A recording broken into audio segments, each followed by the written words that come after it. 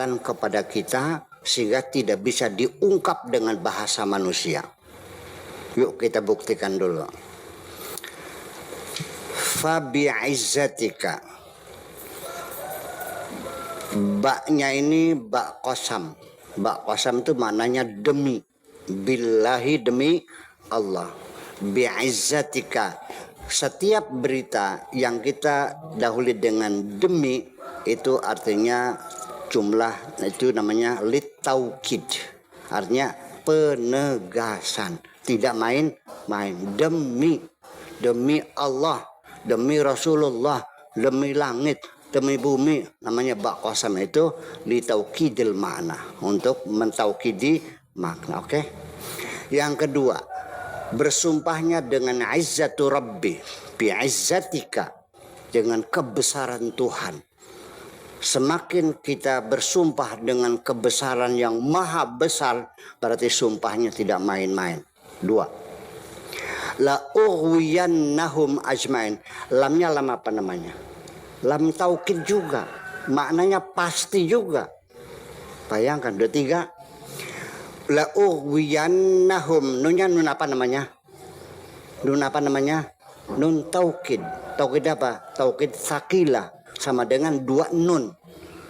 Nun sakil, taukid sakil itu sama dengan dua nun taukid khafifah.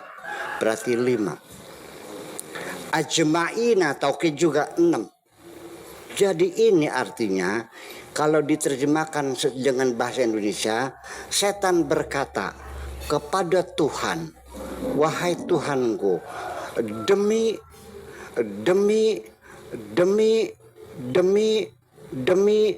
mungkin ada terjemahan begitu? Nggak mungkin. Akan ku goda semuanya. Demi kebesaranmu akan ku goda semuanya. Itulah makanya ini saking bencinya setan kepada kita. Makanya waspadalah bahwa kita tidak semulus itu dunia ini. Betul nggak? Itu. Jadi nanti barangkali ada ibu-ibu yang menyesal, saya kurang berapa sih sama suami ngurusin bener-bener, gue masakin yang enak-enak. Betul nggak? Anak-anak tiap hari kita cebokin, ya Allah, nggak tahu diri, berselingkuh juga. Di mana kekuranganku? Nah itulah sejak kapan kita menderita ketika kita tidak menafsirkan secara positif. Nah itu, daripada kita menyalahkan Allah, coba saja kita introspeksi kepada diri kita sendiri. Perlu introspeksi itu. Jadi artinya tidak menyalahkan siapapun, coba kita diri sendiri. Itulah makanya bapak-bapak dan ibu-ibu sekalian, saya ingin berbagi kebahagiaan ini. Jangan sampai kita terjebak dengan ranjau-ranjau oleh setan itu. Awas, hati-hati. Tujuan kita baik, kita ingin bahagia. Tapi kenapa? Saya mau nanya. Yang kita lihat di jalanan, perempuan-perempuan yang berjajakan seks itu namanya PSK ya. Saya jujur, ada nggak perempuan yang bercita-cita pengen jadi PSK? Nggak ada kan? Tapi terjadi kan? Ada sesuatu yang bergerak di sekitar kita ini, di luar kehendak kita ini. Maka disitulah perlu adanya niat, perlu ada ketegasan dalam diri kita sendiri. Nah, jadi kadang-kadang begini, kita sudah niat. Niatnya apa? Nah, niatnya apa sih? Kepengen bahagia apa kepengen kaya? Jujur aja nih. Pengen kaya, pengen bahagia?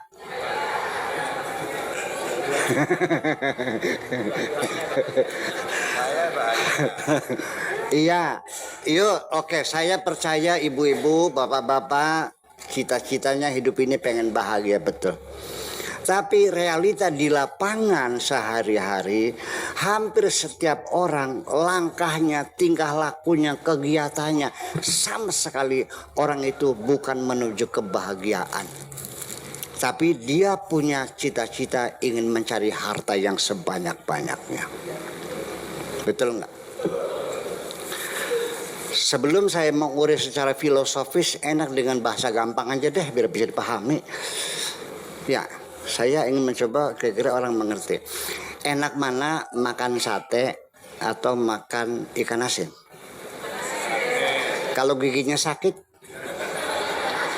Oke. Makan ikan asin tapi giginya sehat, enak nggak? Oke. Pertanyaan saya, yang enak itu satenya apa giginya yang sehat? Nah, berarti kesimpulan saya bahwa orang senang itu ya kan bukan karena makanannya, tetapi kebahagiaan itu faktor yang paling substantif adalah kesehatan. Makanya jangan pernah engkau mencari harta mengorbankan kesehatanmu. Terlalu bodoh kamu ini. Kalau sudah sakit, apa enaknya? Andaikan Bapak punya uang 10 triliun tapi tiap hari cuci darah, mau nggak? Benar. 10 triliun. Kalau dibawa ke truk, berapa truk cukup duitnya itu? Tapi tiap hari cuci darah, mau nggak? Ternyata kita bisa menikmati apapun kalau badan kita sehat. Betul nggak? Tikar bodol atau spring bed. Kalau pinggangnya sakit, tikar bodol tapi sama kekasih. Pelukannya hangat, enak nggak? Ternyata bahwa saya sehari-hari saya masih sering melihat ada orang miskin yang bisa tersenyum kok. Saya masih sering melihat orang miskin bisa tersenyum.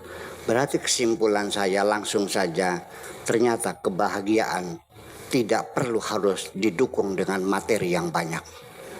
Setuju? Nah, ini dia. Nah, udah masuk nih bagian nih. Udah. Nah, itulah makanya ini saya cerita di kampung saya. Ada orang kaya. Sebut sajalah namanya Wakaji Carmun namanya.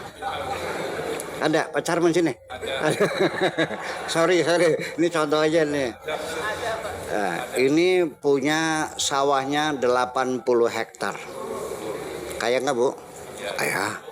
Pembantunya, bujangnya ini punya 26. Yang tukang ngangsu sendiri, yang masak sendiri, yang ngirim makanan ke sawah sendiri, ya kan? Yang nyupir sendiri. Berapa pembantunya? 26. Meja makannya 4 meter kali 8 meter. Segala masakan dibikin, dari mulai sambal goreng, dendeng, bergedel, otokowok, encrot, rengginang, keripik, kerupuk, semuanya. Dibayangkan aja 4 kali 8 berapa macam makanan tuh. Tetapi ketika dia akan ngambil sate, kata istrinya, "Bang, lu udah nggak cinta sama gue lagi ta? Kenapa sih? Kan darah tinggi lo." Perkeset lagi, merkestangnya nggak jadi artinya. Lihat sambal, begitu menarik sambalnya. Sambal apa ya? Terasi dah. Baru menjuru tangannya ditarik, "Bang, sudah bosan hidupkah engkau ini?" "Apa sih yang? Kan makronis."